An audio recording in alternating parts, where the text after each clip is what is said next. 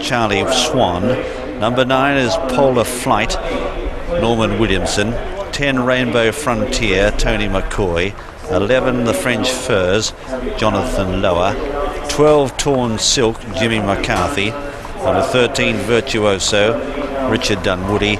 And 14 Amige, the mount of Chris Maud. So all 14 to go in the Glenlivet anniversary 4-year-old novices hurdle. 2 miles half a furlong, and here's the betting.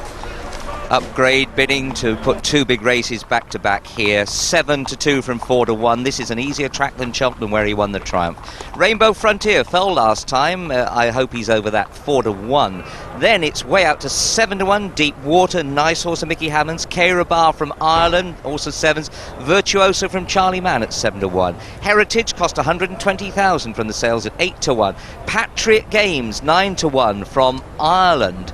Amige, another pipe horse at 10s. Papua, Robert Hitchens colours, 14-1. The French Furs, another pipe runner at 14-1. 16s is Mersey Beat, Kingdom Emperor, right out then to 33s. The same price, Polar Flight and Torn Silk, who, I tell you what, Torn Silk is a good horse, and I think that may look a little generous at the end of the day.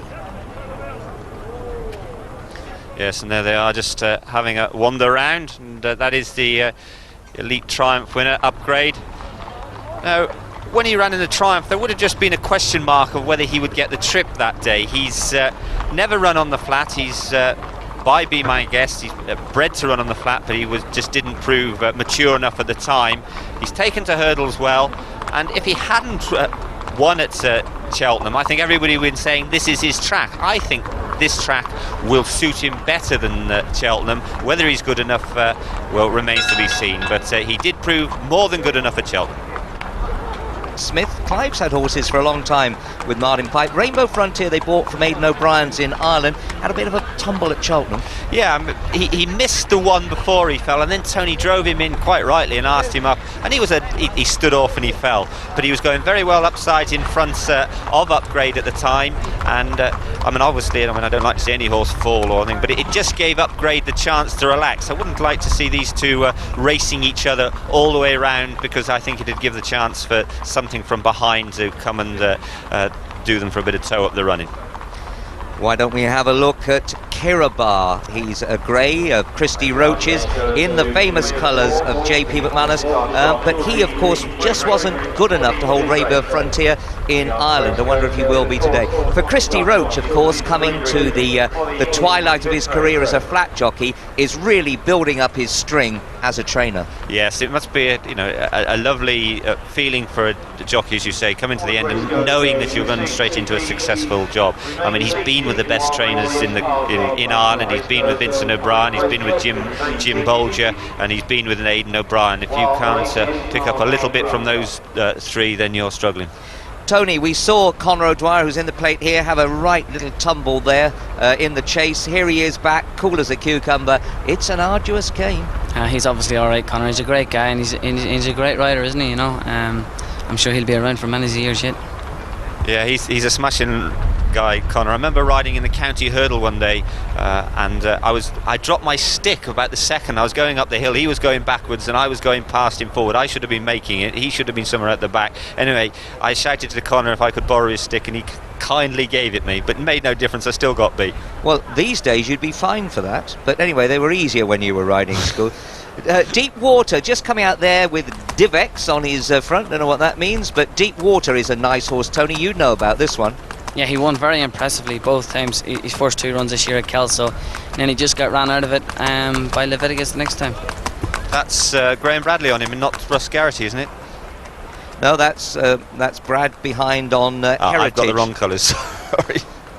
But that one we're looking at now, Deep Water, I like him. He's by Diocese in the colours of the county set. Russ Garrett on board, but I like this horse. He's 8-1 from 7-1. I think this sharp track will suit this horse because he travels real well and jumps quick, Just leading them out and taking his feet out the irons. There is Brendan Powell off Papua. Do you think the horse just doesn't want to go out? You see numbers that cost 120 grand at the sales. Everyone throws their arms up in the air, but as you know, people pay double that privately. Yeah, I mean, when you go, well, and at Newmarket, you go to Newmarket with 100 grand in your pocket to buy a horse to win the Triumph Hurdle race with, and you can sometimes come back with it still in your pocket because it's not enough. But he is a decent horse on the flat. He won a good race at Ascot.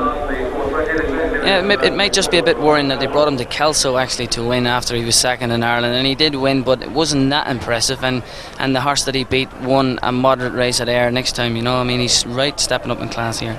So a warning there, a health warning from Tony Dobbin about Charlie Swan and Aidan O'Brien.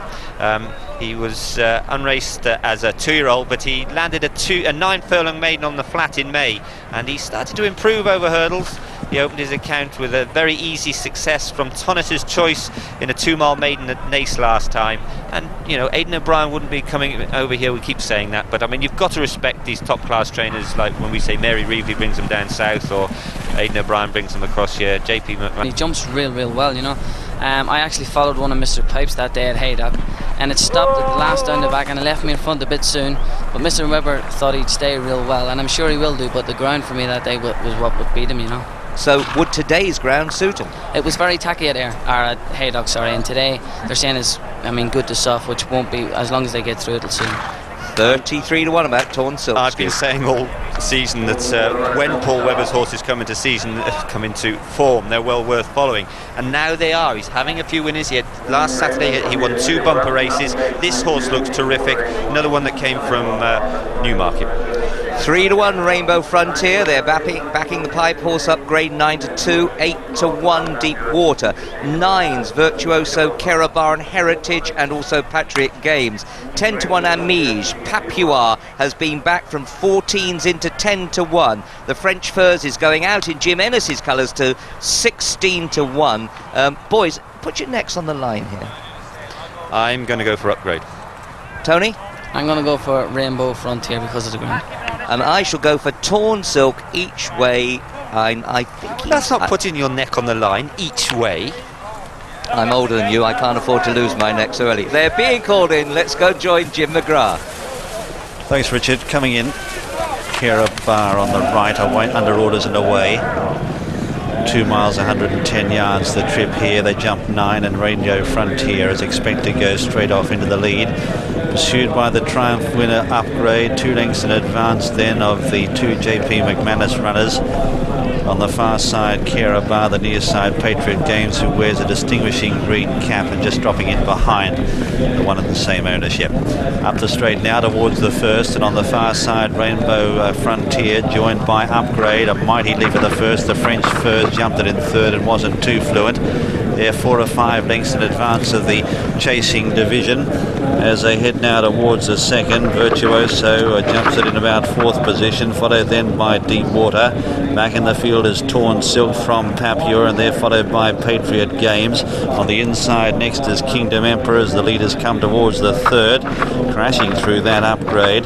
Well back in the field behind Kingdom Emperor at this stage is Patriot Games from Mersey Beat. They're followed back in the field by Heritage. Then Vertige is giving them a fair start, and last of all is the debutant over hurdles, Polar Flight. They've got a circuit to go here on the hurdles course at Aintree. On the inside, Rainbow Frontier going stride for stride with Upgrade. They're 2 lengths in advance of the French Furs as they swing now into the back. Up there on the outside, Virtuoso in about 4th position. They're followed out wider by Papua. Back in the field then, tucked away at this stage, the white cap of Kerabar.